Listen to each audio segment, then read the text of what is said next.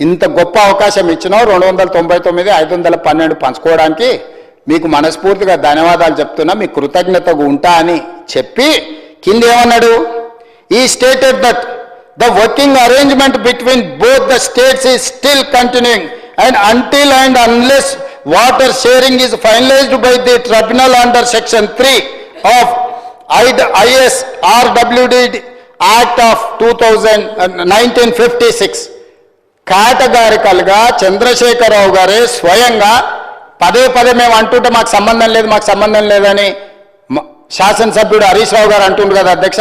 ఇది official meeting minutes అధ్యక్ష. ఇది తెలంగాణ స్టేట్ గవర్నమెంట్ డాక్యుమెంట్ కాదు, గవర్నమెంట్ ఆఫ్ ఇండియా డాక్యుమెంట్. ఇది మనకి ఇమ్మీడియట్గా మీటింగ్ మినిట్స్ మనకు సర్క్యులేట్ చేస్తారు అధ్యక్ష. ఈ మీటింగ్లో క్లియర్గా ఇది చంద్రశేఖరరావు గారు ఏం మాట్లాడినరో వాటికి సంబంధించిన మీటింగ్ మినిట్స్ అధ్యక్ష.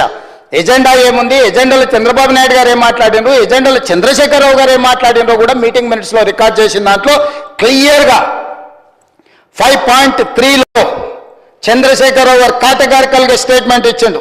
He stated that the working arrangement between both the states is still continuing and until and unless water sharing is finalized by the tribunal under section 3 of ISRWD Act of 1956 Brijesh tribunal లో నీటి పంపకాలకు జరిగే వరకు ఇదే అరేంజ్మెంట్స్తో మేము ముందుకెళ్తాం, మాకు వేరే నీళ్ళే అక్కర్లేదని అక్కడ చెప్పొచ్చింది చంద్రశేఖరరావు గారు కాదా? ఇది అఫీషియల్ మీటింగ్ మినిట్స్ అధ్యక్ష. ఇది ఎవరో పార్టీ ఆఫీసులోనో ఏ పేపర్లోనో రాసిన పేపర్లు నేను కోట్ చేస్తలేను అధ్యక్ష. 2020లో మళ్ళీ బంగారం లాంటి అవకాశం వచ్చి కొత్త మంత్రి వచ్చినప్పుడు, కొత్త ముఖ్యమంత్రి వచ్చినప్పుడు ఒకవేళ చంద్రబాబు నాయుడు గారు ముందర మాట్లాడడానికి నీకు భయమై ఉండొచ్చు, ఎందుకంటే నీ పాత యజమాని కాబట్టి. పాత యజమానిని చూడంగానే అంతకుముందు అతని దగ్గర పనిచేసిన కొంచెం కడుపులు ఎక్కడో బుగులు ఉంటుంది. యజమాని ఎదురుగా నిలబడి పొటాపొటిగా మాట్లాడాలంటే కొన్నిసార్లు కొంచెం నర్వస్ అయిపోతాం.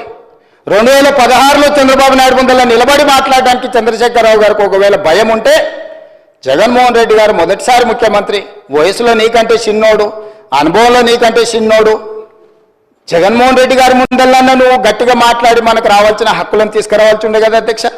అది కూడా చేయకుండా 2020లో శాశ్వతంగా ఈరోజు బ్రిజేష్ ట్రిబ్యునల్ తేల్చే వరకు 299 మాకు చాలు అని చెప్పి ఈరోజు గుదిబండ రాసిచ్చిన డాక్యుమెంట్ అధ్యక్ష.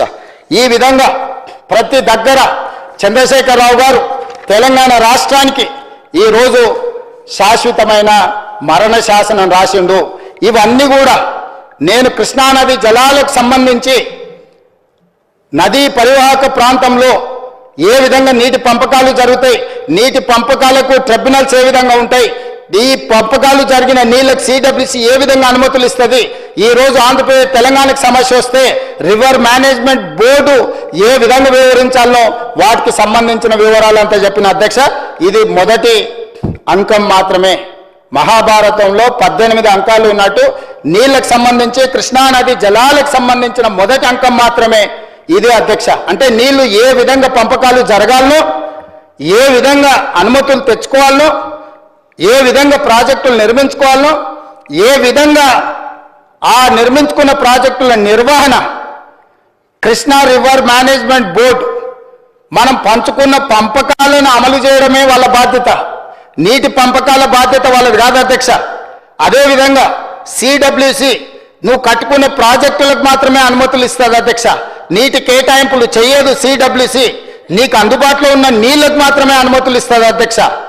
నీళ్ల కేటాయింపులు ఎవరు చేయాలంటే ట్రిబ్యునల్ చేయాలి అధ్యక్ష. ఇవాళ ఆ ట్రిబ్యునల్ 2004లో రెండవ ట్రిబ్యునల్ ఏదైతుందో బ్రిజేష్ కుమార్ ట్రిబ్యునల్ని 2004లో అపాయింట్ చేస్తే ఈరోజు 2026 వచ్చింది అధ్యక్ష.